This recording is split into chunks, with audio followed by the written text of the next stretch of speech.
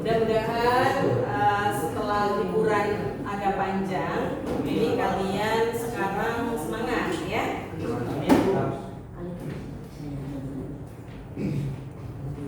Baik, mungkin sudah membuat beberapa file di dalam Padlet kalian. Silakan kalian buka Padletnya masing-masing sambil kita nunggu ini ya. Dan connect. Tabnya sudah dibuka semua. Silakan buka Padletnya masing-masing.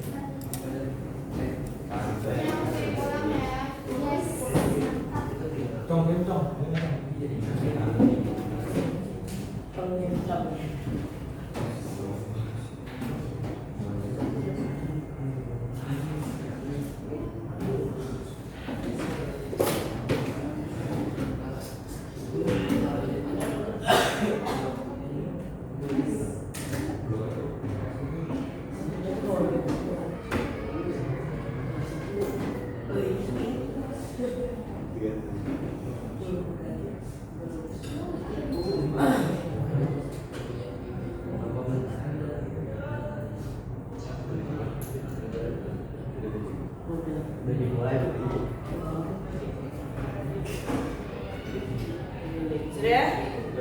Baik. Sebentar kita cek dulu ini.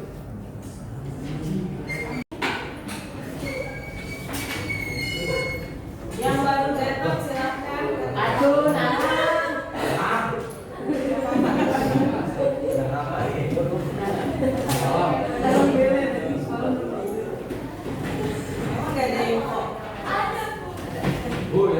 baik, silakan.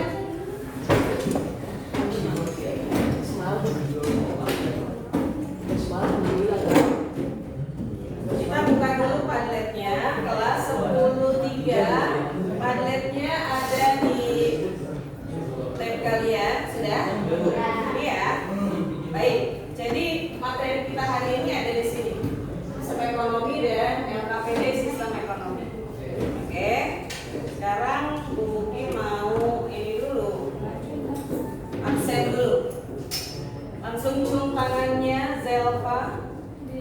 Ada. Kemudian Naufal. Ada. Silakan. Nasya. Oh, Nasya pas banget Nasya ya. Esa. Oh, udah ini. Ini Angel. Ada. Kemudian Anin hadir. Naila, iya tuh. Nah, Naila dulu. Gak ada Naila Nurul Hanifah. Ada berapa Naila sih? 2. Nafisa belum hadir. Waduh. Kemudian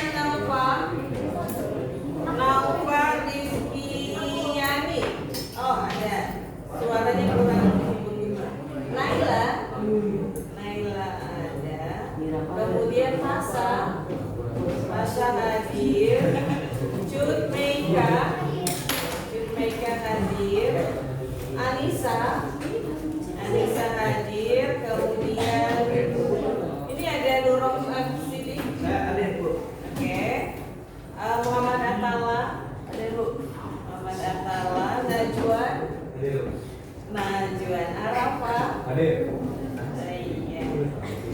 Bagus.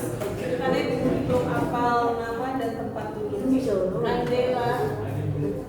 Candela. Lutfi Kumbang. Zalika. Nadir. Tatiana. Nata. Sakit, Nata sakit. Fadil.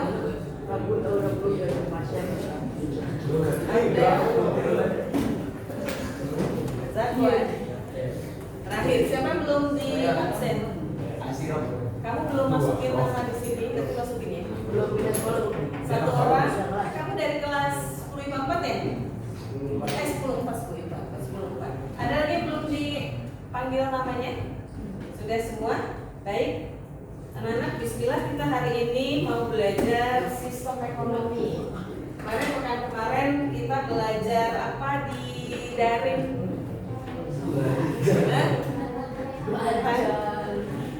Ada yang tidak belajar?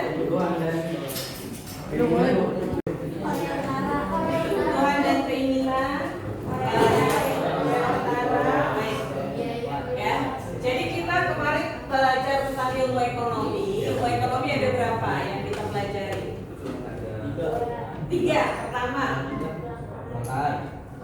ilmu ekonomi. Yang kecil namanya ilmu ekonomi. Yang kecil, yang gede besar. Mikro. Nah, ilmu ekonomi mikro, ilmu ekonomi makro, kemudian deskriptif, kemudian teori ekonomi, kemudian ekonomi terapan. Baik, terima kasih. Jadi emang kalau di daring belajarnya bisa lupa. Atau tertidur? Lupa, oke. Nggak apa-apa, sedikit ya.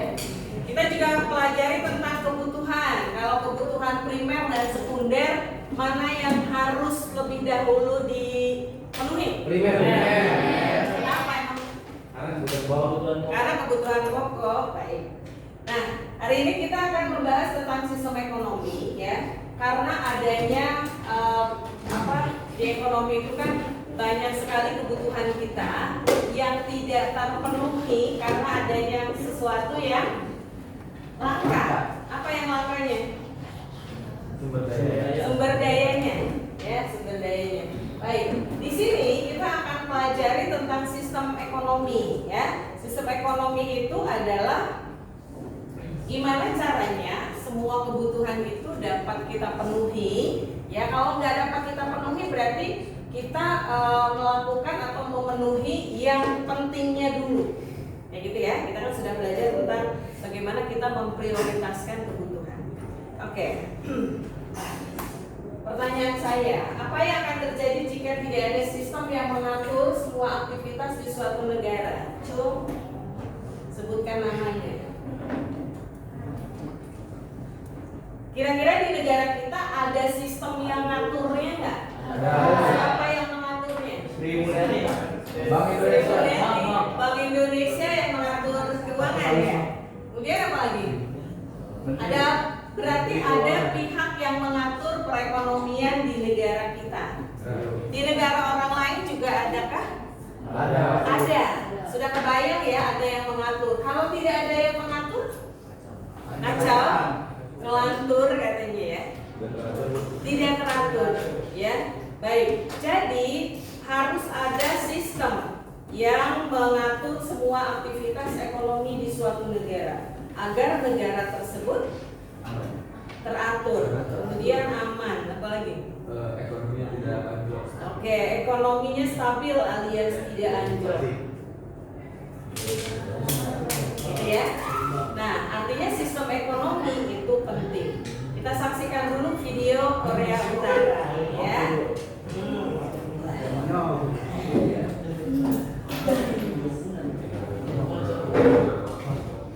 Kita lihat dulu video apa ini. Kalian sudah lihat di rumah tentang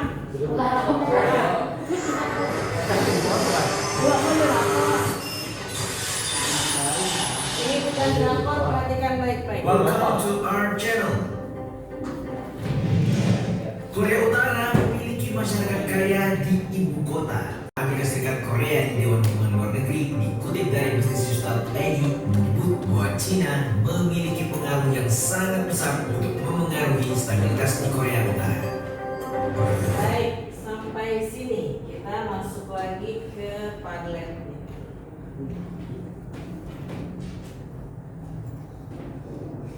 Nah, rangkumkan seperti apa Korea Utara. Dari sana dulu. Menurut kalian yang tadi kalian lihat di Korea Utara itu seperti apa? Kata kunci boleh. Yang kalian ingat dari tayangan tadi boleh. Sini. Oke, dari sini silakan. Masyarakat di pedesaan miskin. Masyarakat di desa miskin Tapi bisa membangun proyek nuklir. bisa membangun. Proyek nuklir. Terbaca tulisan Bu Mufi. Oke, ada lagi? Pindah ke sini. Komunis. Komunis. Sini lagi dong. Saya bentar lagi ke tengah nih, tengah siap-siap. Kamu sini lagi dong. Apa? Menjalin. Cina. Hah? Menjalin kerjasama. Oke, saya pindah nih ke sini. Yang ini udahan dulu ya. Kerjasama dengan Cina. Apa lagi yang tengah? Jangan mau kehabisan. Kenapa?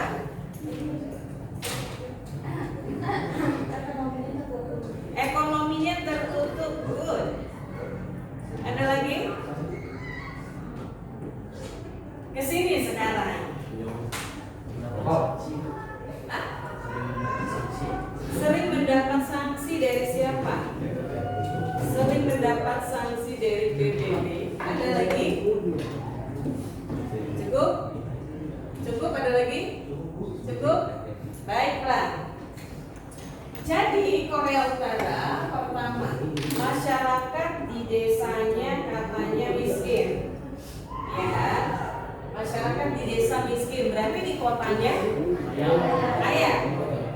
Begitu? Kenapa di kota terlihat kaya? Karena banyak pembangunan di kota, pembangunannya terlihat. Di desa nampak miskin gitu ya. Kemudian dia adalah negara komunis, dan kemudian banyak kerjasamanya dengan Cina. Kemudian ekonominya tertutup dan sering mendapatkan sanksi PBB. Baik. Apa yang kalian lihat itu adalah bagaimana negara Korea Utara mengatur dirinya. Gitu ya. Korea Utara yang kalian sebut ini adalah sebuah ciri tentang sistem ekonomi. Bahwa Korea Utara adalah ekonominya tertutup. Apa artinya ekonomi tertutup? Diam-diam. Ekonominya tertutup. Kalian pernah jalan-jalan ke Korea Utara? Enggak. Kenapa enggak? Takut. Ketat. Belum dapat kesempatan. Belum ada rezeki. Kalian pernah ke luar negeri kemana? Korea Selatan. Korea Selatan. Kemudian Korea Selatan, Singapura, dekat Malaysia, Arab Saudi misalnya, ya, umroh itu. Nah, ini menandakan kalau kita masuknya mudah ke suatu negara, kita juga punya barang-barang dari negara tersebut, menandakan bahwa ekonominya terbuka. Ya, Korea Utara karena memang ekonominya tertutup. Artinya tertutup, dia nggak masuk begitu saja barang dari luar negeri. Ya, dan itu merupakan salah satu ciri negara komunis. Ciri lain dari negara komunis ini nampak miskin di desanya maupun di kota sebetulnya. Jadi pembangunan di kota tuh nggak seperti ketika kamu ke Korea Selatan. Ya, seperti yang tadi kelihatan kalau di kota Korea Selatan mungkin metropolitan, tapi di sana tidak seperti itu. Gitu ya. Oke. Apakah yang kalian lihat itu adalah bagaimana negara Korea Utara mengatur negaranya? Ya. Ya. Coba kalau sekarang kita sebutkan bagaimana negara Indonesia mengatur negaranya? Bagaimana? Terbuka ekonominya, kalau di Indonesia terbuka. Ekonomi terbuka. Yang kedua ada Ibu Sri Mulyani sebagai apa? Pajak, Pajak, Menteri Keuangan. Baiklah, saya tulis pajak ya. Berarti di negara kita ada pajak. Ada apa lagi? Oh, pajaknya tinggi, pajaknya naik. Kalian mengikuti perkembangan pajak? Iya, pajak apa yang naik? PPN, PPN atau PPH? Pajak merdeka. PPH atau PPN? Nah, jadi karena jenis pajak berbeda, kalian lihat tuh jenis pajak apa dan pajak apa sih yang naik, kayak gitu ya. Nah, kemudian di Indonesia, lihat ya, ada Ibu Sri Mulyani. Ini kalian menyebutkan pemerintahan, bahwa di negara kita ada pemerintahnya, tapi juga sistem ekonomi kita terbuka. Terbuka artinya dari luar negeri bisa masuk dan kita pun bisa berhubungan ke luar negeri, misalnya menjual barang-barangnya, ya. Oke, pertanyaan berikutnya, apa sistem ekonomi negara Korea Utara yang tadi? Sistem ekonominya makro, ini jenis-jenis ilmu ekonomi, kemudian tertutup ini ciri dari sistem ekonomi tersebut. Terus apa lagi? Kenapa? Ini komunis, ada yang menyebutkan komunis. Baiklah ya. Nah, ini lebih mendekati komunis, sistem negara Korea Utara. Negara Korea Utara adalah negara komunis. Sistem ekonominya seperti apa nanti kita bahas ya. Menurut kalian apa yang membedakan sistem ekonomi di Indonesia dengan di negara lain? Indonesia negara yang lebih kecil. Betul, negara kecil. Banyak korupsi. Ada saya tulis jangan ini. Apa yang membedakan sistem ekonomi? Sistem ekonomi ya, kita bicara sistem ekonomi di negara Indonesia dengan negara lain. Contohnya Korea Selatan.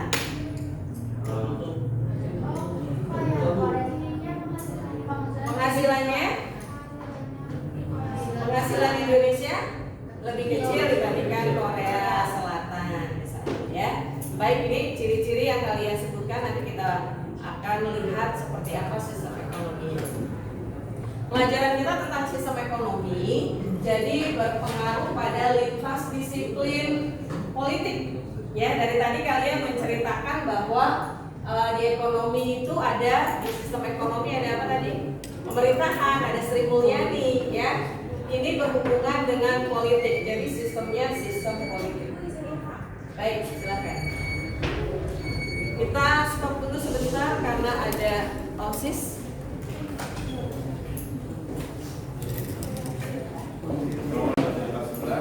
Ingin meminta sedikit rezekinya untuk menginfakkan sedikit.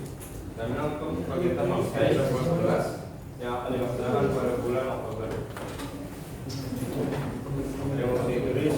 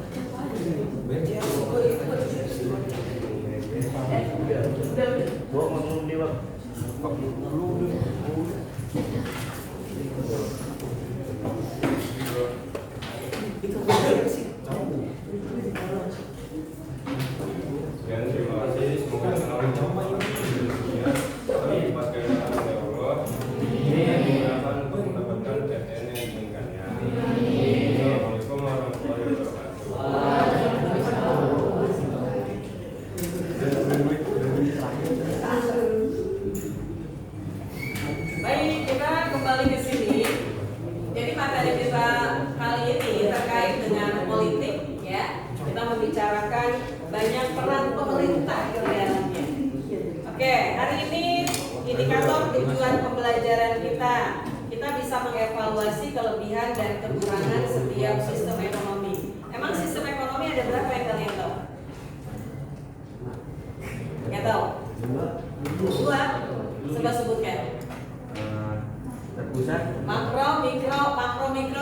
ilmu ekonomi. Ya. Baiklah, kita anggap kalian belum mengetahui sistem ekonomi. Anak-anak, profil lulusan kalian perhatikan surat Al-Baqarah. Ini adalah profil ketuhanan dan ketakwaan. Dalam sistem ekonomi kita karena berhubungan dengan kegiatan perekonomian, ada pada surah Al-Baqarah ayat 275 ini Allah telah menghalalkan jual beli dan mengharamkan riba. Ini kira-kira sistem ekonomi apa yang masuk ke sini? Pasar. Pasar. Sistem ekonomi yang Islam namanya sistem ekonomi. Syariah. Ya. Tetapi walaupun syariah tidak kita bahas sekarang, anak-anak, bahwa ini adalah pegangan kita sebagai muslim. Ya, Allah telah menghalalkan jual beli dan mengharamkan riba. Yang kedua, sistem ekonomi juga mengajarkan masyarakat untuk kreatif. Ya, bagaimana tidak bahwa kita kan harus berjuang tetap sendiri-sendiri, ya kan? Harus bekerja untuk menghidupi kebutuhan kita sendiri. Jadi harus kreatif. Penilaian kita ada 3. Pertama, penilaian diagnostik yang tadi Bu Ugi lakukan. Nggak kalian sedang dinilai? Iya. Nah, kayak gimana? Aktif. Aktif ketika saya bertanya. Memperhatikan, betul, yaitu adalah penilaian proses, keaktifan, kualitas argumen, pemahaman kalian. Kemudian ada penilaian sumatif, ini sumatif di akhir, nanti kita akan ulangan ya, tapi tidak hari ini. Kemudian kita hari ini mau role playing. Kalian akan dibagi ke dalam 5 kelompok.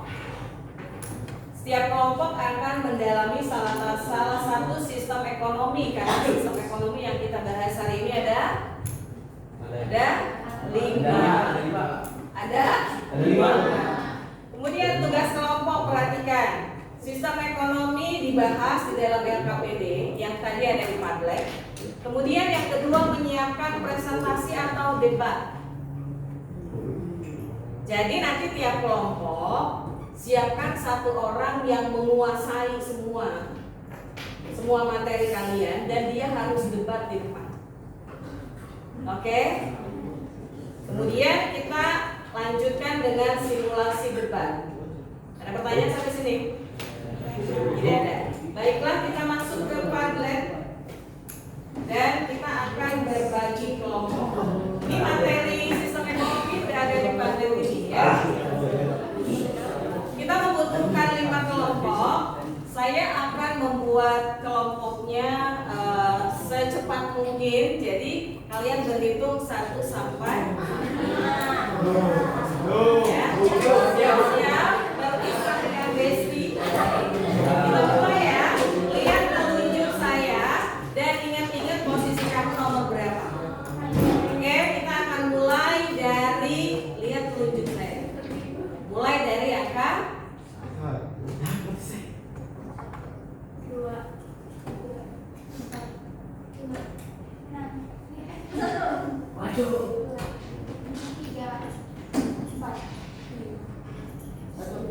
2, 3, 4, 5.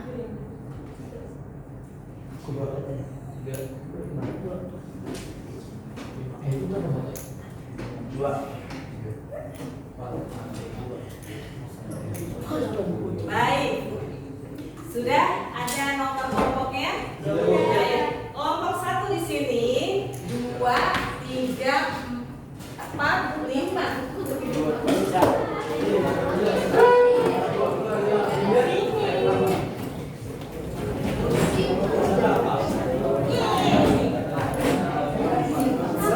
Agak segera. Kelompoknya sesuai dengan kekuatan.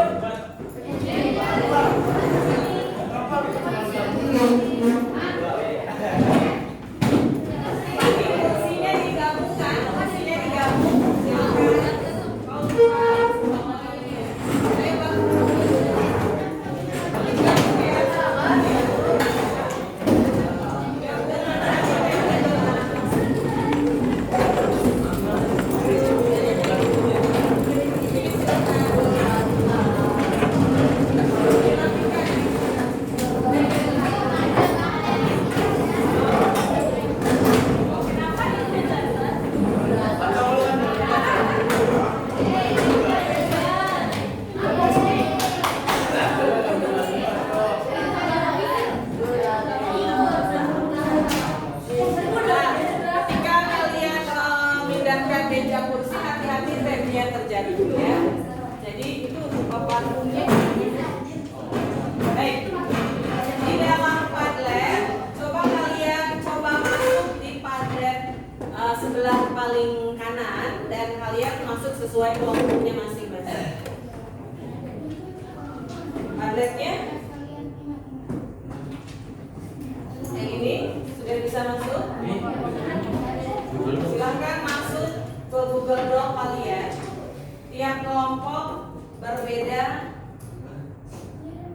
Silahkan tulis nama kalian masing-masing. Anggota kelompoknya tulis saja nama kalian masing-masing. Nomor 1 atau nomor 2 itu tidak menunjukkan peran apa-apa, jadi sama semuanya. Jangan langsung kalian nomor 4 tapi nomor 1-nya kosong. Ayo. Mulai dari nomor 1 diisinya. Baik, agak segera kita mau masuk ke nomor berikutnya. Nama kelompok sudah? Silahkan lihat bagian A. Mungkin mau menjelaskan dulu cara kalian bekerjanya. Untuk bagian ini, kelompok 1 adalah materinya sistem ekonomi apa? Tradisional. Satu mana satu? Ini ya. Kelompok 2 sistem ekonomi komando. Mana kelompok 2? Oke. Kelompok 3 sistem ekonomi pasar. 3 mana? Ini. 4 sistem ekonomi apa disebutkan? Campuran. Dan yang kelima? Sistem ekonomi Pancasila. Ada pertanyaan sampai sini? Materi sudah kubuki sematkan di Padlet, tapi kalau kalian mau mencari yang lain tambahannya boleh ya, tapi tidak boleh membuka selain itu.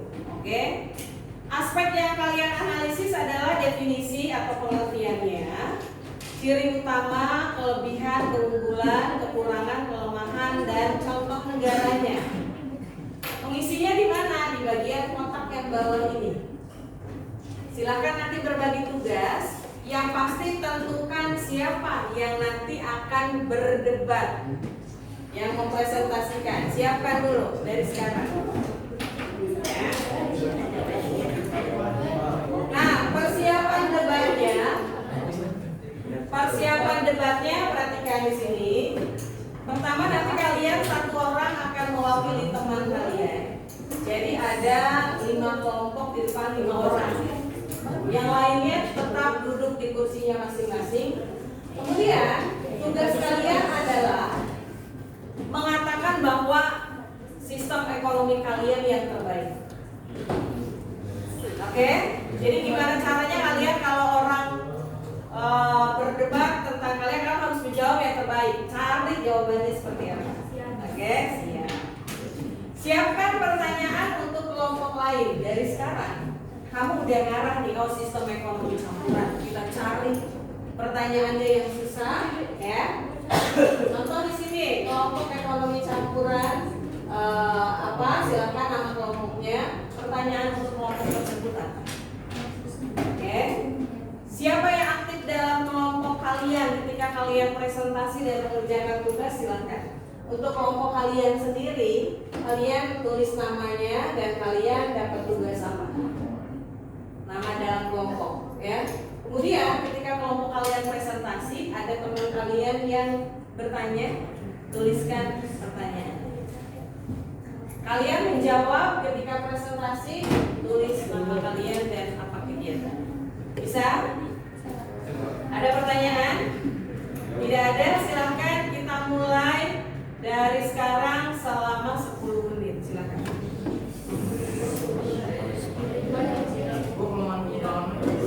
Silakan berbagi tugas.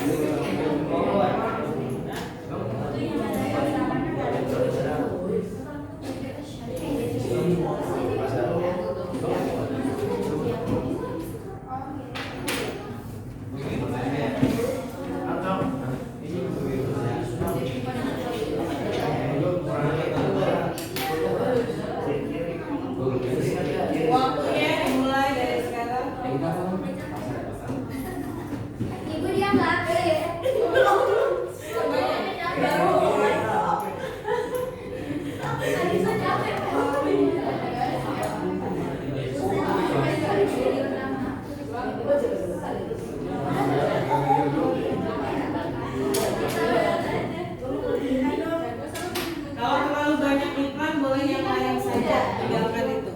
Boleh cari googling tidak? Boleh, silakan. Lakukan yang efektif.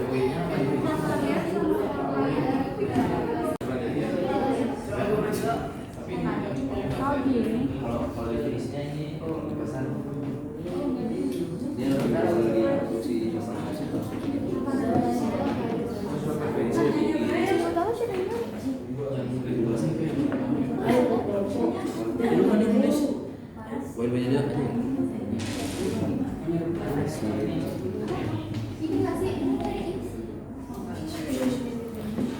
Silahkan, ada yang mau ditanyakan?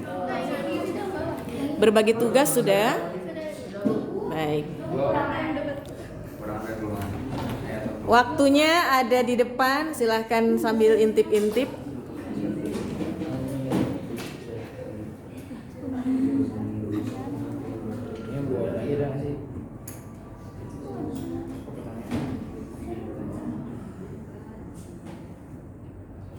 Gimana caranya Bu Mugi untuk membuat pertanyaan? Berarti yang kalian lakukan apa? Harus membaca dulu, ya. Kelompok punya kelompok lain.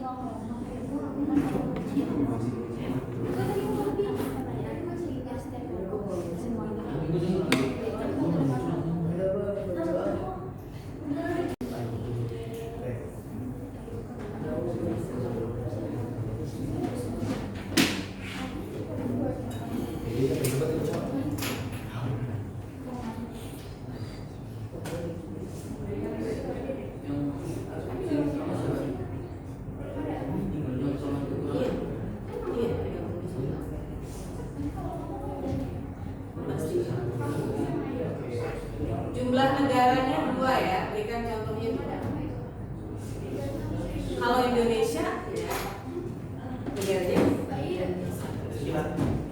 karena Indonesia besar di dunia ini.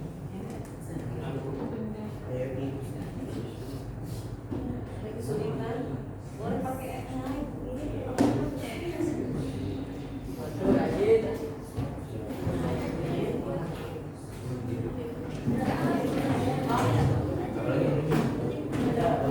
setelah ditulis baca kembali ya, harus dibaca biar paham apa yaitu yang dimaksud.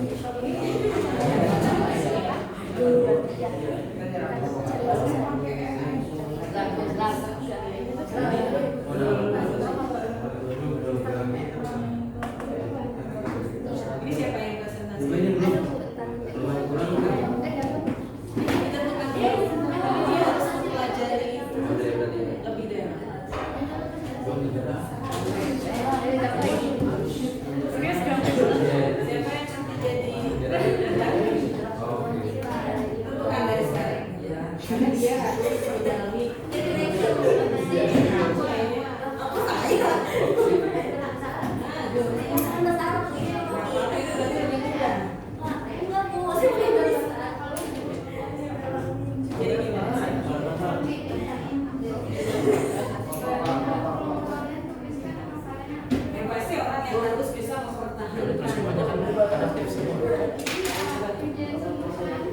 Presentasi, dia mempresentasikan, nanti dia juga caranya membuat pertanyaan. Perhatikan, cara membuat pertanyaan untuk debat itu kamu harus menyerang. Misalnya kan sistem ekonomi tradisional, dia udah menggebu-gebu, terus kamu cari kelemahannya apa? Itu debat, itu jadi yang iya, jadi yang lain walaupun ada yang ke depan, yang lain pun harus punya strategi untuk gimana caranya orang ini kalah nih pendapatnya. Nanti siapa yang jadi? Ayo, harus memahami banget sistem ekonomi. Iya, pada baca. Bisa baca.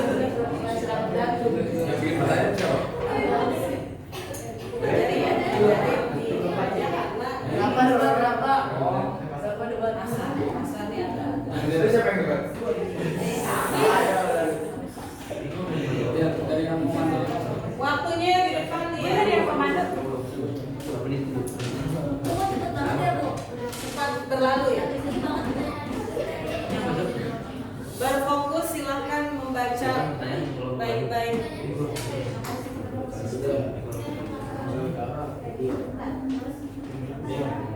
Pancasila Indonesia.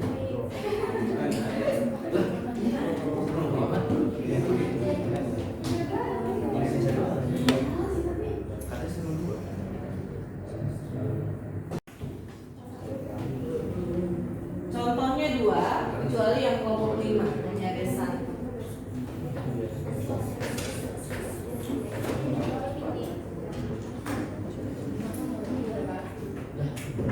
Kalau dari Indonesia Raya kita menyanyi ya.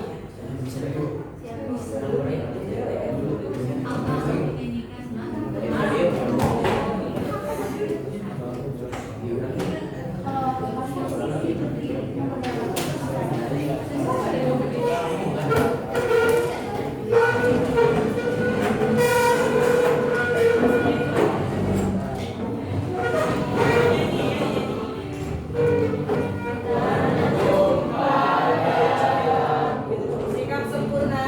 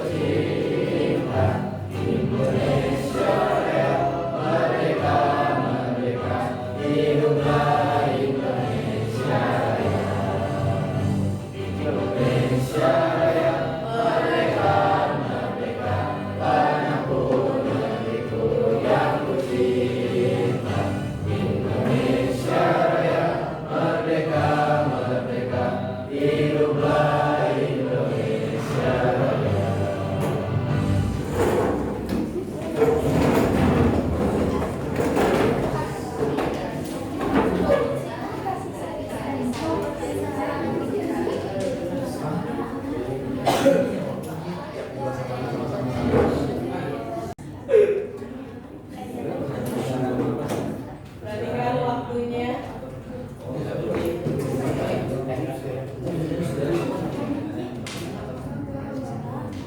Sudah selesai nih, Pak?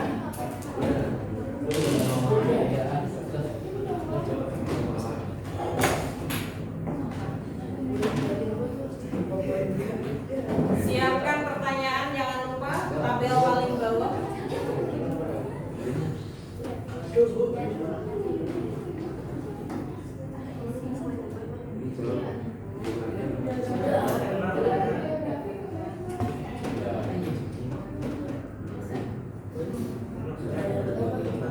Untuk mempelajarinya maksudnya.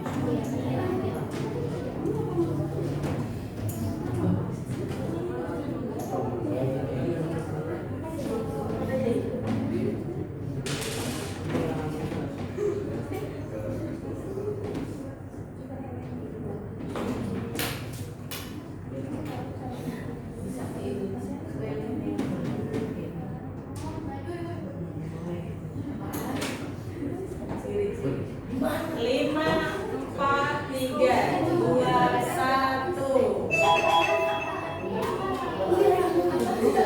Apakah sudah selesai?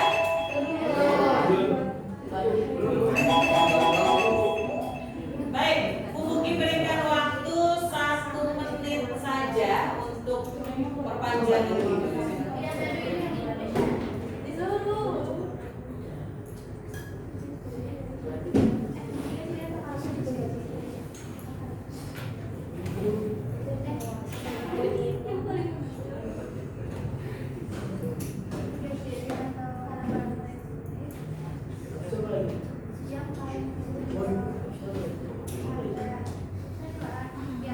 Saya cek ya.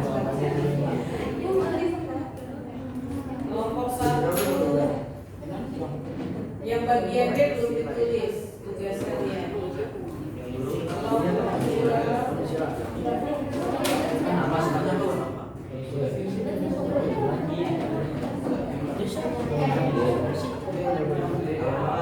Kelompok 2 yang bagian B belum ditulis. Kelompok 3 Iya. ditulis apa kegiatan kalian ya?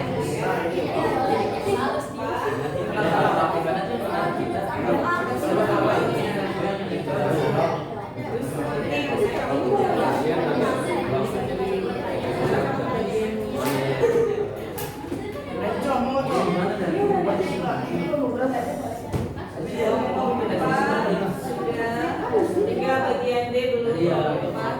Bulan dan Kelompok 5 Nomor 2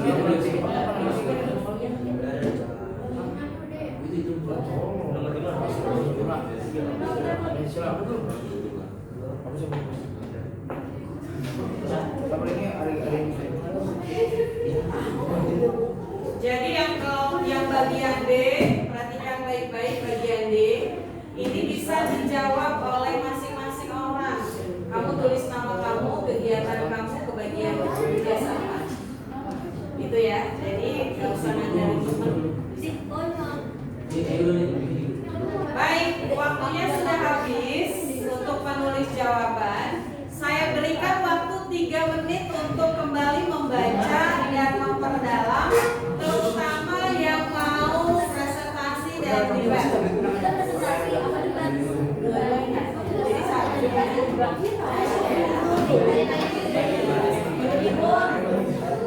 jelas ya.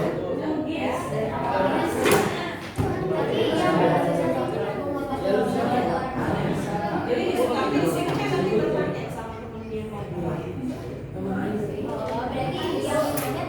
Iya.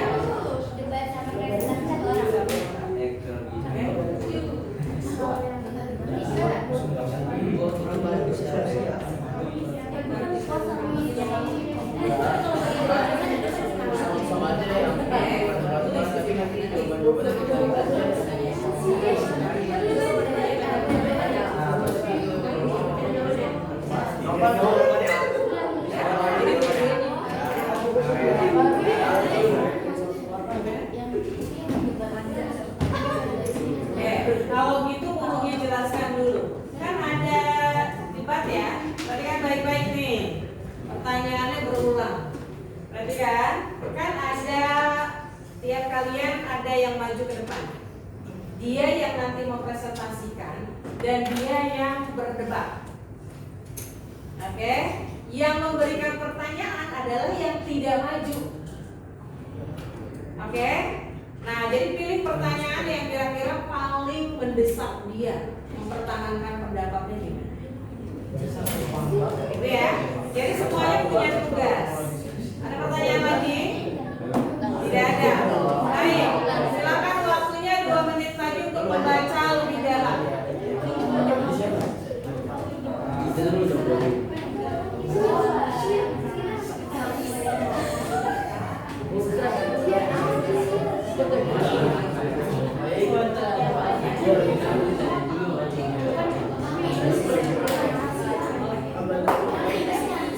Ketika di depan kalian mempresentasikan dan berdebat, boleh buka tabnya, boleh,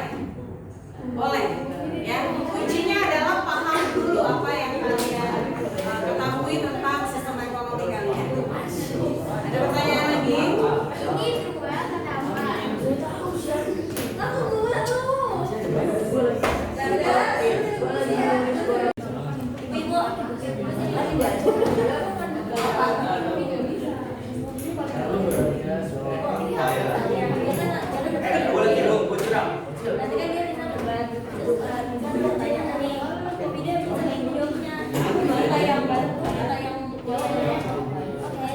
Jadi harus utamakan deh. yang maju. Iya, Pak. Ada pertanyaan lagi?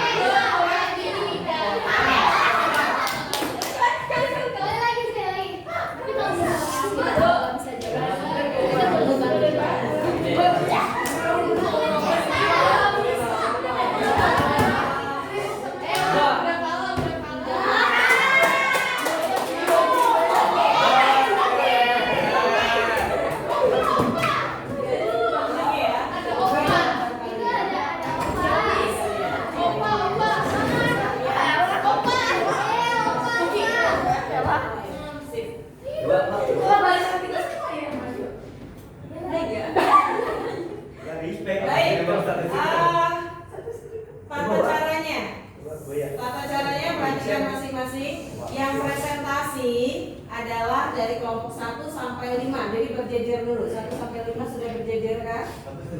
Oke.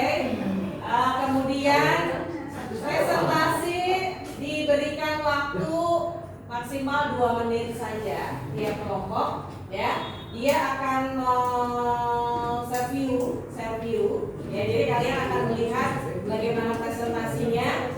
Kemudian dilanjutkan dengan kelompok 2 dan seterusnya sampai selesai, baru kita mulai debatnya, ya. Pertanyaannya akan diberikan dari kelompok pertama dulu. Untuk kelompok pertama, saya hanya akan memberikan 2 pertanyaan saja. Jadi untuk kelompok yang paling cepat, ya. Yang bertanya adalah teman-teman yang ada di sini.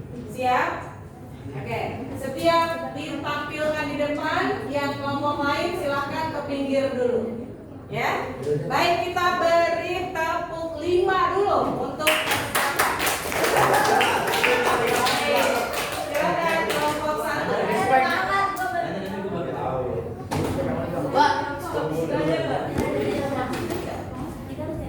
Aduh, lah kamu boleh.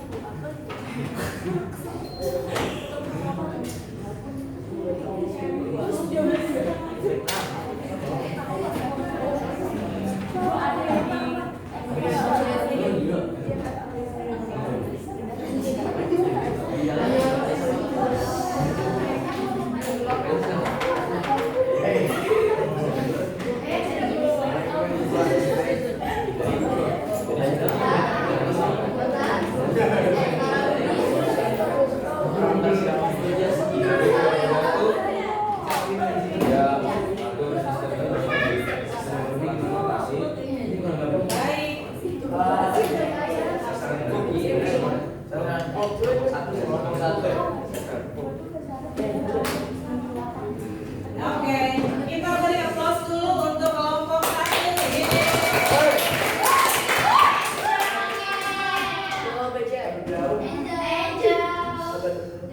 Suaranya harus terdengar.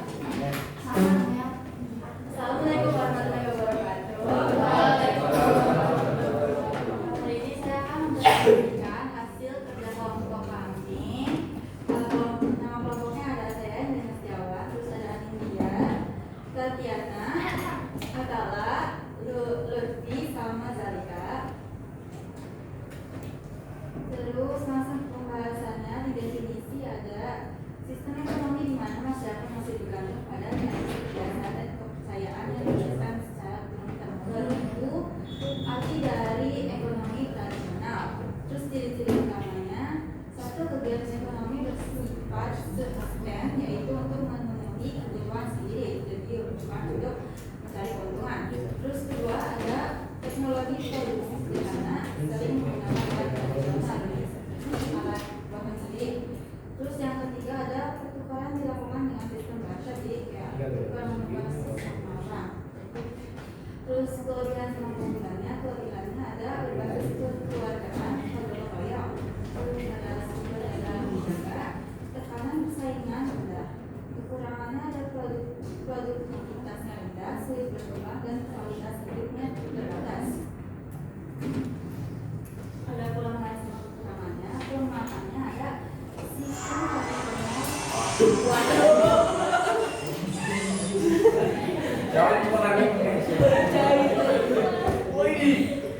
Kelemahan pembahasannya ada sistem tradisional yang produktivitas dan pertumbuhan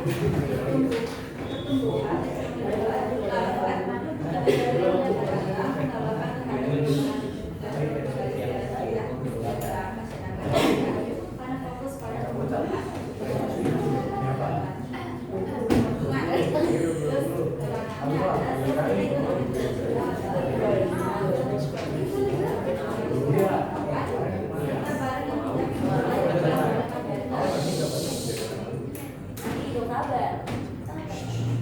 terus negara yang memakai ekonomi tradisional juga ada Papua New Guinea, Malawi, atau Afrika Selatan, Selandia Baru. Sudah? Sudah. Oke, kita beri aplaus dulu untuk kelompok 1. Dan kamu 10 detik kamu bilang bahwa ini adalah yang terbaik sistem ekonominya dengan berikan alasannya. Silakan, kayak orang kampanye, suaranya yang kencang. Apa ini? Ekonomi tradisional terbaik karena bersifat turun temurun, jadi sebagai ciri khas Indonesia ya. Enggak.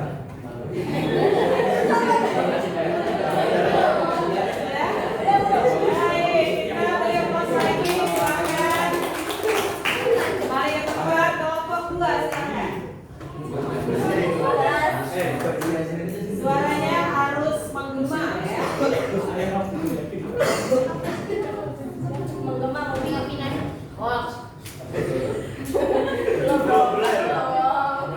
Belum mulai, masa hoax belum mulai. Asik.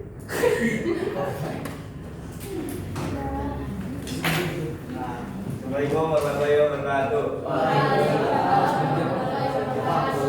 Saya perwakilan dari kelompok 2, Normasi di Kelompok Suyatno. Saya perkenalkan anggota kelompok saya dulu. Yang pertama ada Anissa, ada Ashraf, Naufal, dan Naila.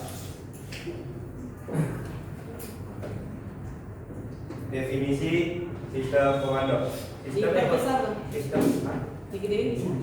Sistem ekonomi komando adalah sistem ekonomi di mana pemerintah pusat memiliki kontrol penuh atas keputusan-keputusan ekonomi seperti produksi, distribusi, harga barang dan jasa, serta menguasai alat-alat produksi.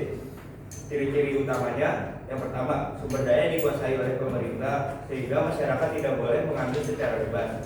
Yang kedua, seluruh kegiatan ekonomi diatur oleh pemerintah. Pemerataan kesejahteraan lebih terjamin. 2. Pengendalian penuh oleh pemerintah. 3. Kesembilan ekonomi lebih terjaga. 4. Fokus untuk kepentingan rakyat banyak. 5. Kemampuan mobilitas cepat. Kelemahannya atau kekurangan yang dapat dirasakan adalah inovasi masyarakat dapat terhambat karena terlalu mengandalkan solusi dari pemerintah. Ini juga dapat menjadi masalah baru apabila negara justru tidak mampu memenuhi kebutuhan masyarakatnya karena konflik politik ataupun masalah internal lainnya. Lalu negara dengan sistem komando rawan korupsi. Contoh negaranya, yang pertama Korea Utara, Kuba, dan Uni Soviet yang dulu. Jadi negara yang benar-benar memberi komando sekarang adalah Korea Utara. Negara lain biasanya sudah kombinasi dengan sistem pasar. Udah. Belum. Kenapa? Belum. Sekarang silakan 10 detik kamu berkampanye bahwa sistem ekonomi kamu yang terbaik. Jadi sistem ekonomi komando jadi terbaik karena bisa karena terpercaya, karena dikendalikan oleh pemerintah.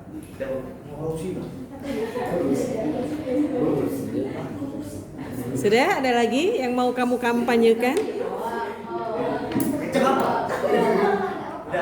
Baik. Baik, kalau sudah terima kasih, kita beri aplaus dulu untuk kelompok 2. Terima kasih kelompok 2, silakan sekarang kelompok 3. Ya. Oh, hati-hati.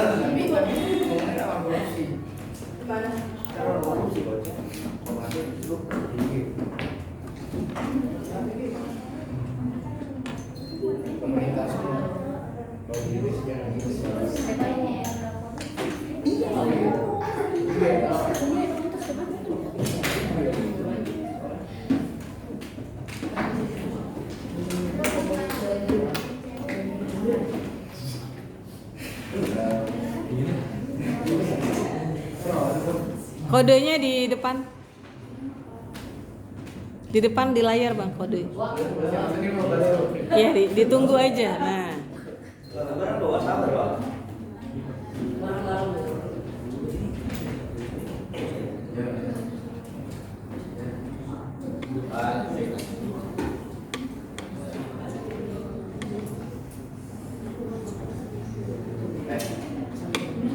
Assalamualaikum warahmatullahi wabarakatuh. Waalaikumsalam. Kan tentang sistem ekonomi pasar. Baik, yang pertama definisinya. Sistem ekonomi pasar adalah Di Zoom, Bang, di Zoom. Di Zoom. Baru saya ganti ya.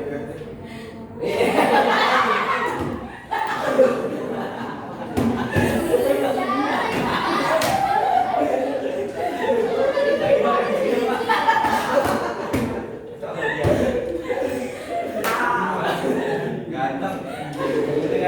Definisinya adalah sistem ekonomi pasar adalah sistem di mana produksi barang dan jasa ditentukan oleh prinsip penawaran dan permintaan antara produsen dan konsumen, serta peran pemerintah di ekonomi pasar lebih sedikit. Ciri-ciri utamanya memiliki pribadi, motivasi keuntungan, persaingan bebas, harga ditentukan oleh penawaran dan permintaan, serta peran pemerintah yang terbatas. Dan sebagai pengawas saja. Kelebihan atau kekurangannya, keunggulannya, efisiensi lebih tinggi, kebebasan usaha, pilihan barang dan jasa beragam, inovasi lebih cepat, mendorong ekonomi dan menghargai kerja keras dan prestasi. Keempat, kekurangan dari ekonomi pasar. Adanya kesenjangan sosial penjelasan, yaitu orang yang punya modal besar akan semakin kaya, sedangkan orang yang punya modal kecil akan sulit bersaing. Monopoli dan oligopoli penjelasannya, perusahaan yang terlalu dominan bisa menguasai pasar, menentukan harga seenaknya dan merugikan konsumen. Jadi sebelum monopoli itu misalnya kayak di satu desa ini ada cuma satu ada toko kayak supermarket gitu. Nah jadi semua orang bakal ke situ kan, jadi itu yang dominan sendiri. Terus ketidakstabilan ekonomi penjelasannya, harga dari suatu barang bisa naik turun drastis, inflasi atau deflasi karena mekanisme pasar sepenuhnya bergantung pada permintaan dan penawaran. Contoh negara yang menggunakan sistem ekonomi pasar adalah Amerika Serikat dan Jepang. 10 detik. Silakan berkampanye. Jadi kenapa sistem ekonomi pasar dengan baik? Karena bisa mendorong persaingan sehat. Terus ada kebebasan ekonomi karena ditentukan sendiri, sama bisa karena emosi ya. Mantap. Sudah? Sudah? Baik, kita beri tepuk 5 untuk kelompok 3. Kelompok 3, silakan. Terima kasih. Kelompok 4 silakan.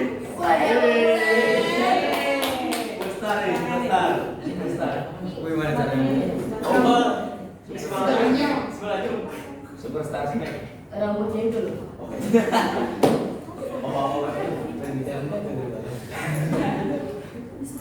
Ya, ada 3 aja lah.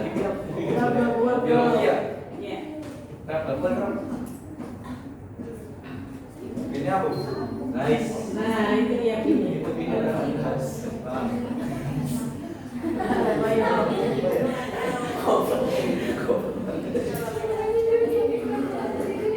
Di Zoom ya Pak. Diputihin bisa Bang layarnya. Udah terang dulu, udah terang. Aduh Bang, tiga. Sama mau. Nice. Di Zoom ya. Baik, diperhatikan, kita fokus. Bismillah, silakan. Assalamualaikum warahmatullahi wabarakatuh. Di sini dari definisi dulu.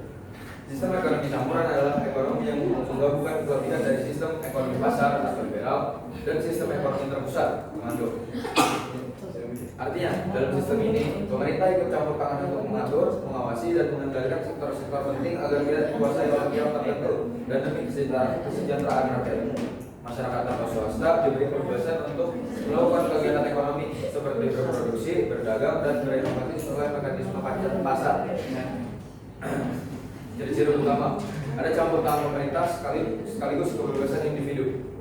Kedua, ada sumber daya penting misalnya listrik, pendidikan, kesehatan, biasanya dikelola oleh negara. Sektor lain boleh dikelola oleh swasta dengan pengawasan pemerintah. Contoh negara dengan sistem ekonomi campuran Indonesia, karena pemerintah mengatur melalui kebijakan fiskal, moneter, dan BUMN, tetapi masyarakat juga bebas berwirausaha. Kelebihan atau keunggulannya adalah keseimbangan peran pemerintah dan swasta. Pemerintah mengatur sektor vital, sementara swasta mendorong inovasi. Perlindungan terhadap masyarakat. Pemerintah melindungi kelompok lemah lewat subsidi, jaminan sosial, dan sebagainya. Efisiensi dan pertumbuhan ekonomi. Persaingan antar swasta mendorong efisiensi dan inovasi. Keempat, pemerataan distribusi pendapatan lewat pajak progresif dan program kesejahteraan. Kelima, fleksibilitas, bisa menyesuaikan antara mekanisme pasar dan intervensi pemerintah sesuai kebutuhan. Kelemahan atau kekurangannya, batas peran pemerintah dan swasta tidak selalu jelas. Kadang terjadi tumpang tindih sehingga membuat kebijakan kurang efektif. Birokrasi lambat, campur tangan pemerintah yang terlalu besar bisa memperlambat proses ekonomi. Contoh negara ada Prancis dan Jerman.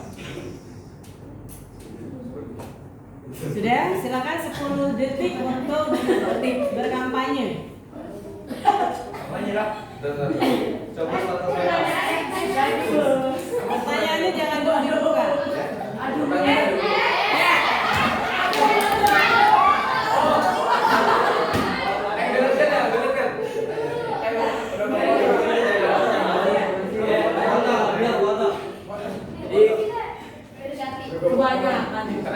Kenapa sistem ekonomi campuran analik terbaik? Kenapa Karena pemerintah dan swasta bersama-sama membangun ekonomi. Nah, jadi sistem pemerintah bisa membantu, bisa membangun inovasi yang baru. Banyak. Baik, terima kasih. Silakan kembali ke tempat. Dan sekarang kelompok terakhir. Silakan kelompok terakhir.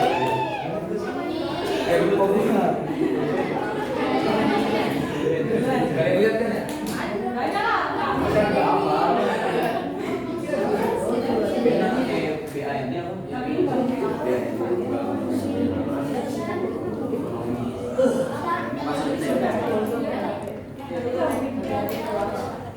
Neng, mungkin simpen sini hati-hati ya. Assalamualaikum warahmatullahi wabarakatuh. Jadi, perkenalkan saya Salma, saya perwakilan dari kelompok 5. Hari ini saya akan menjelaskan tentang sistem ekonomi Pancasila. Jadi yang pertama ada definisi, yaitu sistem perekonomian Indonesia yang berdasar pada nilai-nilai Pancasila dengan tujuan utama menciptakan keadilan sosial, kesejahteraan merata dan kemakmuran bagi seluruh rakyat Indonesia melalui prinsip-prinsip gotong royong, kekeluargaan, dan demokrasi ekonomi. Kemudian ada ciri-cirinya, yaitu asas kekeluargaan dan gotong royong, peran aktif negara dalam menguasai sumber daya strategis, dan penekanan pada keseimbangan antara kepentingan individu dan kolektif demi kesejahteraan rakyat. Kemudian ada kelebihan atau keunggulannya, yaitu sistem ekonomi Pancasila unggul karena berorientasi pada kepentingan rakyat banyak dan mewujudkan keadilan sosial, mengutamakan kemanusiaan, gotong royong, serta pemberdayaan ekonomi lingkungan. Kemudian ada fokus pada kesejahteraan bersama, pemanfaatan sumber daya alam untuk kemakmuran rakyat, dan pengakuan kebebasan individu dengan batas moral dan sosial. Kemudian ada kelemahan atau kekurangannya, yaitu lambatnya pengambilan keputusan karena mengutamakan kemufakatan dan demokrasi. Semua kandidat akan berkumpul di depan dan kita mulai debatnya. Silakan. Boleh pakai tab saja. Baik, silakan. Kelompok 1 di sini, 2, 3 sampai 5. Baik,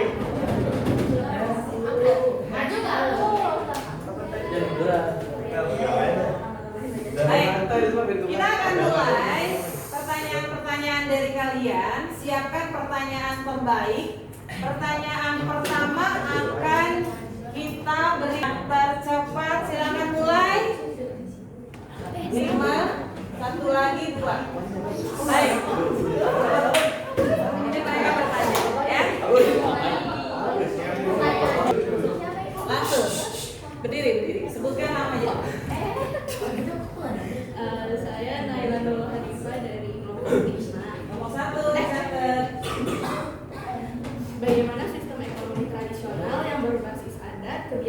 dan kearifan lokal dapat bertahan di era globalisasi digital saat ini. Anaknya maaf. Bagaimana sistem ekonomi tradisional yang berbasis adat, kebiasaan, dan kearifan lokal dapat bertahan di era globalisasi digital saat ini? Adakah kemungkinan sistem ini justru lebih berkelanjutan dibanding sistem modern? Sekian. Silakan kelompok 2.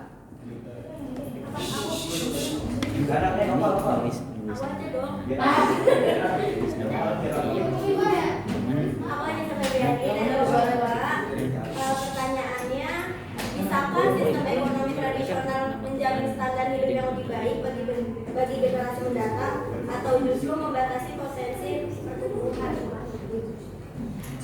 Baik, sudah.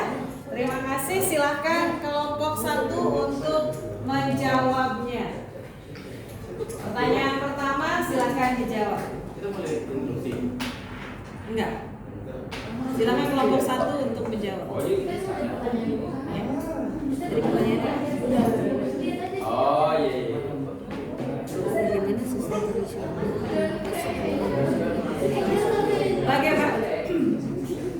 Bagaimana sistem ekonomi tradisional dapat bertahan? Nah, itu dulu pertanyaannya. Silakan. Di tengah globalisasi. Temannya boleh berdiskusi untuk membantu menjawab dari pertanyaan kelompok lain. Silakan.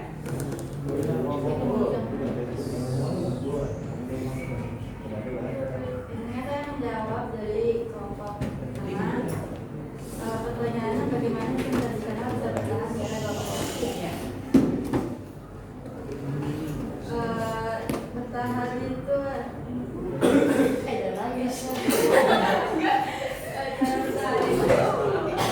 nilai budaya tradisi yang kuat, masyarakat tradisional yang menjunjung tinggi adat, kekembalian dan rasa kekeluargaan. Gitu, biar bertahan di era globalisasi itu, maksudnya bisa bertahan karena Indonesia itu masih menjunjung gotong royong sama keluargaan sampai sekarang gitu. Oh gitu. Jadi Indonesia karena sekarang masih menjunjung tinggi tradisi gitu ya, dia masih bisa bertahan menurut kelompok 1 begitu. Terima kasih kelompok 1. Silakan pertanyaan dari kelompok 2. Pertanyaannya diulang coba. Sudah? Ada yang mau membantu kelompok 1 untuk menjawabnya?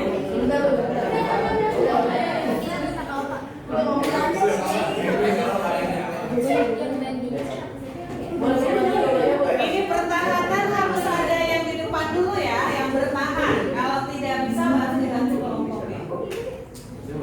Bisa Boleh, kalau sudah tidak bisa bantu.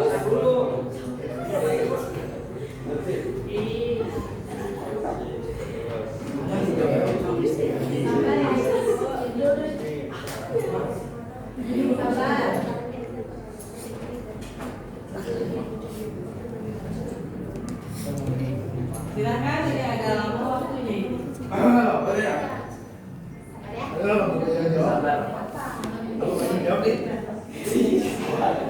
Saya ulangi dulu pertanyaannya ya. Iya. Ekonomi tradisional menjadi standar hidup yang lebih baik bagi generasi mendatang atau justru membatasi potensi pertumbuhan? Saya jawab dari jawaban saya sendiri, yang mohon maaf kalau salah. Menjamin standar kehidupan yang lebih baik itu di generasi baru itu kayaknya iya, karena kan sudah turun-temurun ya gitu. Terus atau justru membatasi potensi pertumbuhan juga karena sudah diwariskan, jadi sudah terbiasa. Simpulannya Jangan ragu dengan jawaban sendiri. Ayo semangat. kesimpulannya sistem ekonomi tradisional nggak membatasi atau maksudnya sistem tradisional tidak membatasi menjamin kehidupan di generasi baru ini karena sudah 8 tahun turun terus Ya, mantap. Ya, Spanyol. Ya, oke. Baik, sistem ekonomi tradisional, saya akan menambahkan sedikit. Sistem ekonomi tradisional sambil merangkum jawabannya ya. Sistem ekonomi tradisional apakah di era globalisasi ini masih bertahan? Nah, menurut kelompok 1 masih, karena negara kita masih menjunjung tinggi nilai-nilai ya, nilai-nilai tradisi, sehingga ya kan mampu memenuhi kebutuhan hidup ya di era yang sekarang ya, walaupun dengan sistem ekonomi tradisional. Baik, kita beri aplaus dulu untuk kelompok 1. Kelompok 2 ini harus mainnya lebih ya, silakan. Saya punya dulu. Ini dan itu. Ini 3 dan 4. 3 dan 4. Catat pertanyaannya baik-baik. Silakan. Gak apa-apa. Kita punya waktu tambah. Catat. dari kelompok 3, pertanyaannya adalah bagaimana menjaminnya biar tidak terjadi kesalahan besar dalam alokasi sumber daya yang justru merugikan masyarakat. Seperti Seperti apa? Ya kemana pokoknya kita yang Kesalahannya. kesalahan besar. Sudah, teman sudah. Sudah dicatat? Belum. Gowekan gua aja. Baik, kelompok 4 silahkan. Nanti boleh digabung jawabannya juga boleh ya. Silahkan untuk lebih ringkas. Saya Nasya dari kelompok 4 ingin bertanya, apa jaminan masyarakat tetap termotivasi bekerja keras jika hasilnya sama rata dan tidak bisa dinikmati secara pribadi? Apa? Dari mana ya? Kelompok 4 ya? Ya, kelompok 4. Tentang belajarnya mana berapa? Apa jaminannya masyarakat tetap termotivasi bekerja keras jika hasilnya sama rata dan tidak bisa dinikmati secara pribadi? Baik, ini kan sistem ekonomi komando ya. Oke, saya ini kan dulu ya. Coba lihat sini semuanya. Sistem ekonomi komando itu kan sama rata ya. Masyarakat tuh diberikan fasilitas yang sama, ada penghasilannya juga sama, ya kan? Nah, apa yang menjamin apa tadi? Masyarakat bisa berjaya Menjamin masyarakat tetap termotivasi bekerja keras. Masyarakat bisa termotivasi bekerja keras dengan Hasilnya sama hasil yang sama rata. Apa misalnya semuanya kan harus rata nih bekerjanya, penghasilannya juga sama. Menjamin nggak masyarakat termotivasi tetap bekerja gitu? Silakan. Kelompok 2. Sabar. Ini religiusnya sabar.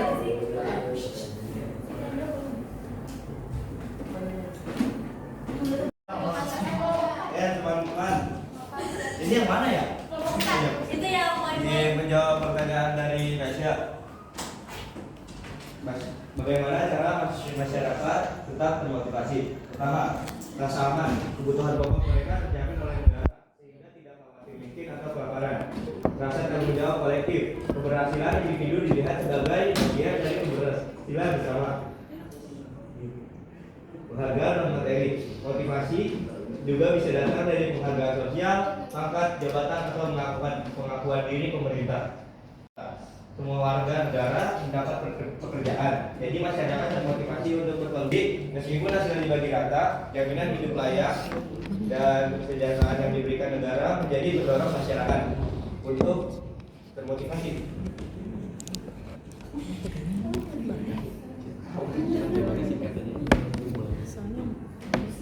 Jawaban selanjutnya mana ya? Baik, jawaban selanjutnya. yang bagian bawah, yang bagian bawah. Terus dia menjawab pertanyaan Nadim.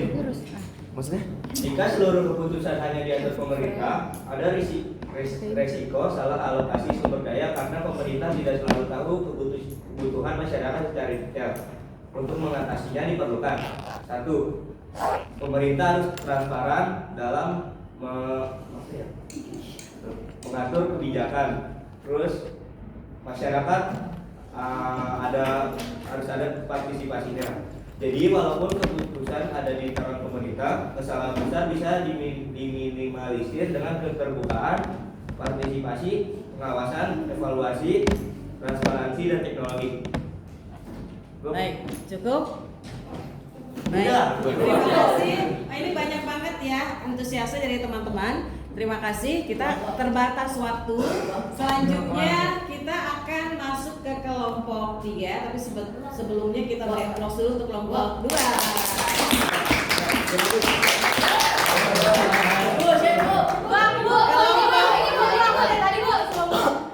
Kelompok 3, kita hanya berikan pertanyaan satu saja ya, mohon maaf. Kita beri ke kelompok 1 yang belum, silahkan kelompok 1. Ekonomi pasar dan bagaimana pemerintah dapat mengintervensi tanpa menghilangkan mekanisme pasar. Ya, dan saya. Belum itu saya tanya dulu. Pilot apaan? Pilot apaan?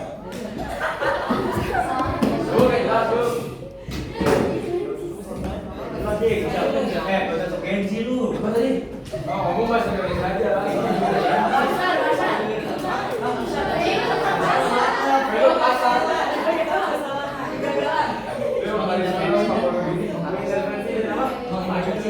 Jangan dong. Ngomong yang jelas. Tanpa menghilangkan mekanisme.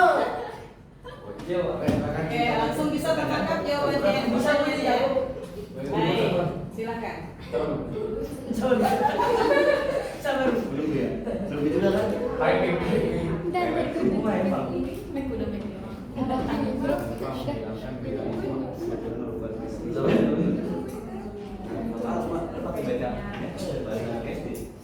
saya terima pertanyaannya.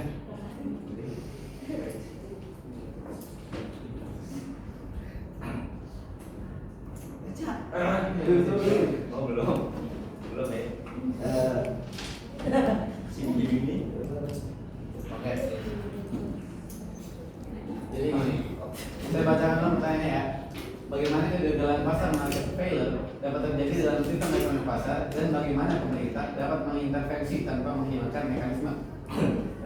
Oke, jadi kegagalan pasar atau market failure itu terjadi ketika mekanisme pasar tidak mampu bekerja secara efisien atau adil. Misalnya karena monopoli, eksternalitas, barang publik, asimetri informasi, atau ketimpangan distribusi pendapatan. Hanya peran pemerintah tetap dibutuhkan, tetapi hanya sebatas intervensi terbatas, memberi regulasi, pajak, subsidi, menyajikan barang publik, dan menjamin transparansi. Dan begitu pemerintah bisa memperbaiki kelemahan pasar tanpa menghilangkan mekanisme pasar itu sendiri. Tadi dengan menjaga transparansi, terbukaan, gitu ya, terbuka dengan masyarakat. Oh, gitu. Ya, baik. Sudah cukup jelas?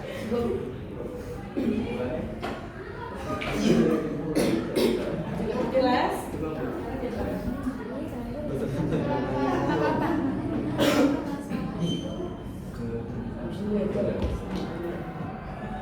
Baik, sekian dari jawaban saya. Terima kasih. Baik, kita beri aplaus dulu untuk kelompok 3. Tepuk melingkar. Baik, kelompok 4 silakan.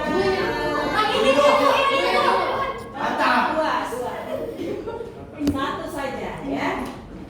Yang lain perhatikan baik-baik pertanyaan.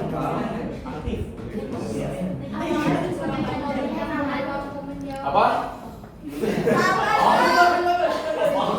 Belum perkenalan. Gimana sih? Aduh. Perkenalan nama saya Dela. Dari kelompok 2 apakah sistem ekonomi campuran mampu menjawab tantangan ekonomi global saat ini seperti krisis energi, ketimpangan, dan perubahan iklim? Terima kasih. Jadi itu kan lebih kepada Gini.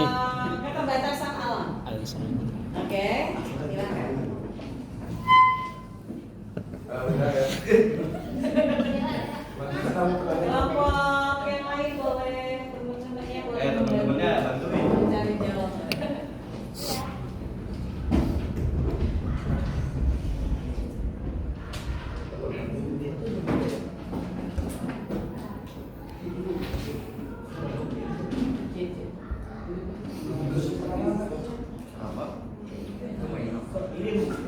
Pertanyaan mana, Bro?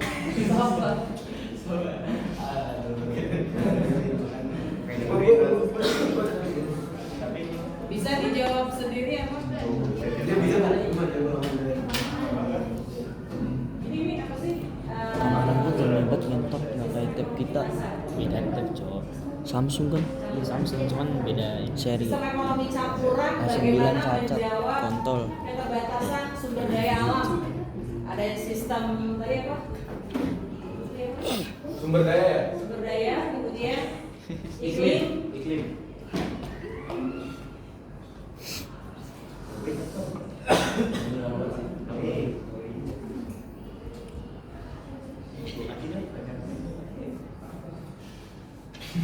Jangan sampai menjawab kelompok 2 nih. Kelompok 3. Oke, jadi izin menjawab. Ekonomi campuran dan tantangan iklim dan globalisasi ya. Udah ya. Nah, jadi di ekonomi campuran tuh kami sudah mengantisipasi dengan cara negara mengatur regulasi lingkungan, pajak karbon, aturan emisi.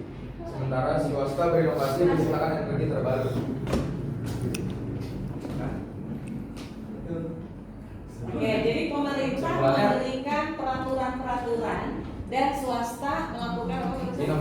Inovasinya. Pemerintah melakukan peraturannya, swasta inovasinya. Jadi negara tuh memberikan kayak ini loh dibatasin gitu iklim dan itunya itu kayaknya. Jadi pemerintahnya tinggal. Jadi pemerintah membatasi melakukan kegiatan-kegiatan yang mengganggu tadi sumber daya alam tadi. Ya. Sudah?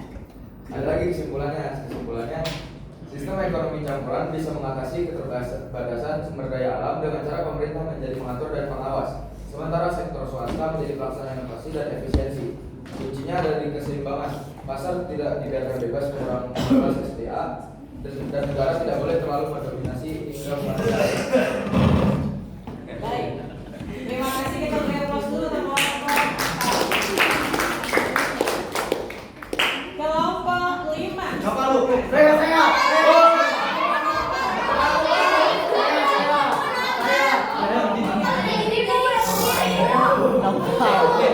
Nonton aja nggak apa-apa.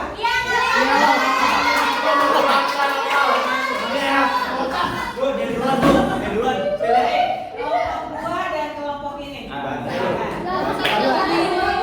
Ya. Silakan. Kasih papa.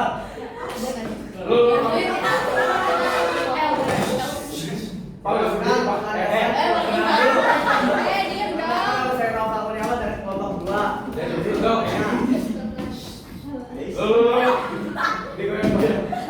Jelaskan landasan filosofis sistem ekonomi Pancasila dan hubungannya dengan nilai-nilai dalam UUD 1945. Lu nanya apa nge-rap? Jelaskan Nih. landasan filosofis. Ya, ekonomi Pancasila dan hubungannya dengan nilai-nilai dalam UUD 1945. Landasan filosofis sistem ekonomi Pancasila dan hubungannya dengan nilai-nilai dalam UUD 1945. Karena kita bicara sistem ekonomi Pancasila. Pertanyaan kedua kita gabungkan jawabannya nanti kelompok 3. Silakan. Perkenalkan, nama saya Adel dari kelompok 3.